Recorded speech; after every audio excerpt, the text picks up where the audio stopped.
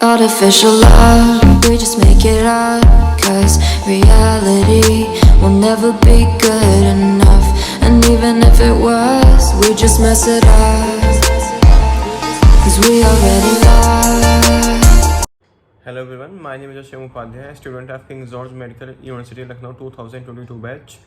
तो बेसिकली इस वीडियो में मैं बात करने वाला हूँ फिजिक्स के कुछ इंपॉर्टेंट टॉपिक्स और चैप्टर्स के बारे में जो यूपी बीएससी नर्सिंग 2023 के पॉइंट ऑफ व्यू से काफ़ी इंपॉर्टेंट हैं।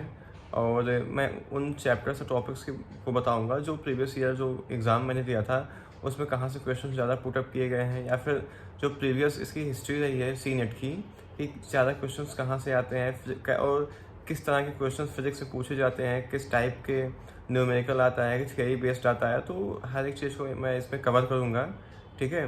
तो जो भी मैं तुम्हें टॉपिक्स और यहाँ पे चैप्टर्स बताऊँगा उसको आपको नोट डाउन कर लेना है, किसी पेपर पेन लेके बैठ जाओ, ठीक है। तो आपको देखो जो मैं बताऊँगा इतना तो करके जाना ही जाना है, इसके अलावा भी आपको पढ़ के जाना है। ऐसा नहीं है कि सिर्फ इतना पढ़ने से आपका हो जाएगा, लेकिन हाँ अगर आप इतना पढ़ लेते हो तो आप एक अच्छा मार्क्स गेन कर सकते हो कि और एक अच्छा कॉलेज आपको मिल जाएगा, ठीक है। तो चलते हैं अपनी स्क्रीन पे। तो अब फिजिक्स में सबसे पहला जो टॉपिक है इलेक्ट्रोस्टैटिक्स और कैपेसिटर के बारे में बात करते हैं।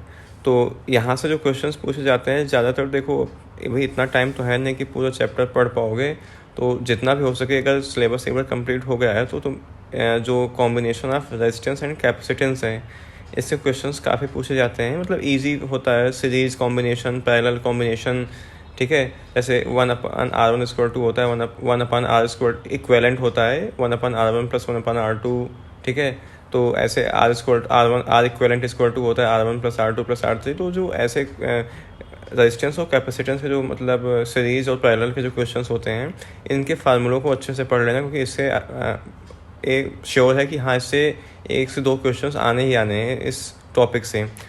और यही सेम चीज़ कैपेसिटर में भी करना, जो इसके बेसिक फार्मूले हैं इसको पढ़ के जाना, याद कर लेना। और ज़्यादा बहुत ही ऐसा मतलब डेरिवेशन कुछ नहीं पूछेगा, बेसिक ही फार्मूला पूछेगा, उसी से क्वेश्चंस आते हैं। और ज़्यादा फोकस थियरी पे करना, ठीक है। जो इनके थियरी हैं उसको पोर्शन को किसी जो भी तुम्हारे पास गाइड हो, बुक हो, या जो भी आप रेफरेंस में पढ़ रहे हो जिस चीज़ से, उस पर आपको फोकस करना है। और फार्मूले जो हैं उनको अच्छे से पढ़ के जाना है इनके चैप्टर्स के। अब उसके बाद जो अगला टॉपिक है वो है करंट इलेक्ट्रिसिटी, ठीक है। तो जो करंट इलेक्ट्रिसिटी का जो इसमें जो क्वेश्चन पूछे जाते हैं बेसिकली वो बल्ब और व्हीटस्टोन ब्रिज से पूछे जाते हैं। हालांकि बल्ब से मतलब क्वेश्चन अभी तक तो उतने आए नहीं हैं, लेकिन ज़्यादातर जो क्वेश्चन पूछे जाते हैं वो व्हीटस्टोन ब्रिज से पूछे जाते हैं, ठीक है। तो ये काफ़ी इंपॉर्टेंट है व्हीटस्टोन ब्रिज जो है, इसको एक बार आप अच्छे से पढ़ लेना। इसके जो फार्मूले होते हैं कि, ठीक है, इक्विवेलेंट जो निकालने की इसमें चीज़ें पूछी जाती हैं, इक्विवेलेंट निकालना होता है, r1 r2 कहाँ पे है, उस चीज़ को अच्छे से ध्यान से पढ़ लेना। तो काफ़ी इंपॉर्टेंट टॉपिक है व्हीटस्टोन ब्रिज, इसको करके जाना है, ठीक है। अब उसके बाद बात करते हैं मॉडर्न फिजिक्स पे, ठीक है। तो मॉडर्न फिजिक्स को भी देखो अच्छे से पढ़ के ही जाना है, क्योंकि यहाँ से आराम से 4 से 5 क्वेश्चन मॉडर्न फिजिक्स से पूछे जाते हैं। और एक थ्योरेटिकल पोर्शन है, तो ज़्यादा इसमें कोई याद करने वाला कोई ऐसा है नहीं कि तुम्हें फार्मूला पढ़ना या फिर कोई डेरिवेशन इसमें समझना है। बस इसे अच्छे से एक बार रीड कर लेना है, इससे क्वेश्चन जो भी आएंगे आराम से हो जाएंगे। अब बात करते हैं EMI एंड AC पे, ठीक है।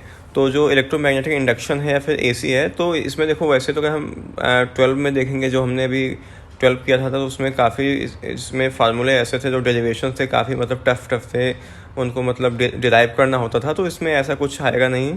बेसिक फार्मूले जो होते हैं EMI और AC के, बेसिकली ग्राफ से क्वेश्चन ज़्यादातर पूछे जाते हैं, ठीक है। इसमें तो ग्राफ पोर्शन को अच्छे से पढ़ लेना, और बाकी इसमें जो फार्मूले हैं बेसिक्स उनको पढ़ लेना। थियरी काफ़ी है ना, किस एंगल पे जो होता है करंट लीड करती है, कहाँ पे डोमिनेट करती है, तो इसको पढ़ के जाना है।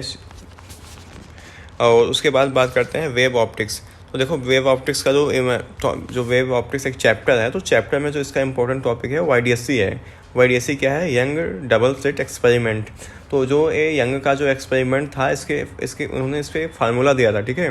तो वो जो फार्मूला आप मुझे कमेंट सेक्शन में बताओगे, तो उस फार्मूले को इसको पढ़ के जाना है, क्योंकि ये फार्मूला ही पूछ लेता है कि यंग का जो डबल स्लिट एक्सपेरिमेंट था उसका फार्मूला क्या था, ठीक है। तो उसको पढ़ के जाना है। इसमें जो एंगल्स होते हैं एंगल्स को भी पढ़ लेना अच्छे से। उसके बाद बात करते हैं वेब थियरी पे। वेब थियरी देखो वैसे तो इससे मतलब उतना पूछा तो नहीं जाता, लेकिन हाँ ऑर्गन पाइप यहाँ से पढ़ लेना, ठीक है, क्योंकि ऑर्गन पाइप काफ़ी इंपॉर्टेंट टॉपिक है इस चैप्टर का, तो उसको पढ़ लेना एक बार अच्छे से, क्योंकि यहाँ से क्वेश्चंस पुट अप होते हैं। उसके बाद बात करते हैं रे ऑप्टिक्स पे। तो रे ऑप्टिक्स भी देखो काफ़ी इंपॉर्टेंट चैप्टर है।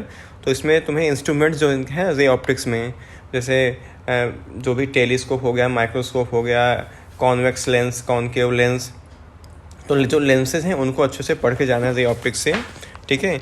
अब बात करते हैं जो मेन फोकस देखो उसमें लेंसेज पे करना है, ठीक है। कॉन्वेक्स लेंस, कॉनकेव लेंस और फोकल, तुम्हें इसमें मतलब जैसे फोकल लेंथ निकालने को बोल देगा, और भी चीज़ें, फार्मूले जो इसके हैं, मेन चीज़ इसमें है फार्मूला याद करके जाना है इस चैप्टर से, क्योंकि जो भी क्वेश्चंस आएंगे फार्मूला बेस्ड ही आएंगे। वैसे फिजिक्स में जो सीनेट होता है इससे फिजिक्स में क्वेश्चंस फार्मूले पे काफ़ी कम आते हैं, लेकिन जो आते हैं ना वो इन्हीं चैप्टर से आते हैं। जैसे रे ऑप्टिक्स हो गया, मिरर को भी अच्छे से पढ़ लेना है, जो मिरर के फार्मूले हैं उनको ध्यान से पढ़ के जाना है, ठीक है। और उसके बाद अब बात करते हैं मैकेनिक्स की, ठीक है। तो मैकेनिक्स में देखो रोटेशन कर लेना, सर्कुलेशन, प्रोजेक्टाइल, 1D 2D बहुत इंपॉर्टेंट है। 1D 2D इसको बहुत ही अच्छे से पढ़ लेना, यहाँ से आराम से 3 से 4 क्वेश्चन इस चैप्टर से पूछे जाते हैं। उसके बाद देखो इसमें कोई बहुत ऐसा हार्ड एंड फास्ट जो मतलब फार्मूले पे ऐसे क्वेश्चंस नहीं आते हैं। जो भी आते हैं क्वेश्चंस वो बेसिक सी लेवल से ही आते हैं। मेन ज़्यादातर जो पोर्शन इसका कवर होता है थियरी से होता है। बाकी देखो जो भी क्वेश्चंस आते हैं, जैसे एक मतलब मैं एग्जांपल बता रहा हूँ, जैसे तुम्हें मान लो वर्क डन निकालने को बोल दिया, ठीक है, क्या वर्क डन निकालना है, तो वर्क डन अगर निकालने को तुमसे कहेगा भी ना, तो तुम्हें फोर्स की वैल्यू दी रहेगी, डिस्प्लेसमेंट की वैल्यू दी रहेगी, थीटा की वैल्यू दी रहेगी। तो यहाँ से तुम्हें क्या करना पड़ेगा, वर्क डन जो है वो तुम्हें कैलकुलेट करना पड़ेगा। ऐसा नहीं कि तुम्हें फोर्स निकाल के फिर फोर्स की वैल्यू के यहाँ पे पुट करना होगा, ऐसा नहीं होगा। तुम्हें आराम से मतलब वहाँ पे सारे जो भी डाटा हैं वो दिए रहेंगे, उन्हीं को बस इसमें पुट करके तुम्हें वर्क डन आपको निकालना रहेगा, ठीक है। अब जैसे एक और देखो एग्जांपल ले लेते हैं, जैसे यहाँ पे फोर्स निकालना है, इलेक्ट्रोस्टैटिक फोर्स।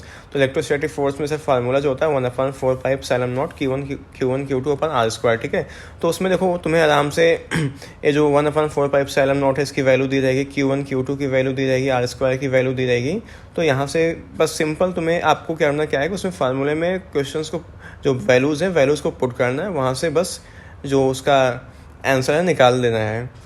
तो इतना कोई ज़्यादा पैनिक होने की कोई ज़रूरत नहीं है फिज़िक्स को लेकर के। कोई इतना बहुत टफ नहीं आता है फिज़िक्स, जो भी आता है बेसिक्स ही आते हैं। तो लेकिन हाँ जो बेसिक्स ही आते हैं उसको भी आपको अगर आप अच्छे से क्लियर होगे तभी क्वेश्चंस होंगे, इतना भी आसान नहीं होता कि क्वेश्चंस हो जाएंगे। तो आई होप मैंने जो भी आपको यहाँ पर टॉपिक्स और चैप्टर्स बताए हैं वो आपने नोट डाउन कर लिया होगा और आपको अच्छे से समझ में आ गई होंगी बातें। और तो लेकिन अगर आपको कुछ भी अब भी डाउट आपके मन में रह जाता है तो आप मेरे से वो कमेंट सेक्शन में जाके पूछ सकते हो, और मैं अपनी इंस्टाग्राम आईडी भी इसमें पिन कर दूंगा। आप वहाँ से जाके मेरे को सीधा डीएम करके आप अपने डाउट्स क्लियर कर सकते हो। देखो जो भी इसमें मैंने आपको टॉपिक्स बताए हैं इतना तो आपको करके जाना है, बिना इसके किए कुछ नहीं होने वाला है, ठीक है। लेकिन ये भी नहीं कि आपको सिर्फ इतना ही करना है, आपको पूरा सिलेबस पढ़ना है। लेकिन वो जो चैप्टर्स हैं सिलेबस में, इन टॉपिक्स पे आपको ज़्यादा से ज़्यादा फोकस करना है, ठीक है। तो thank you so much guys for watching this video, and please do subscribe for my motivation and press the bell icon for the upcoming updates. Thank you so much.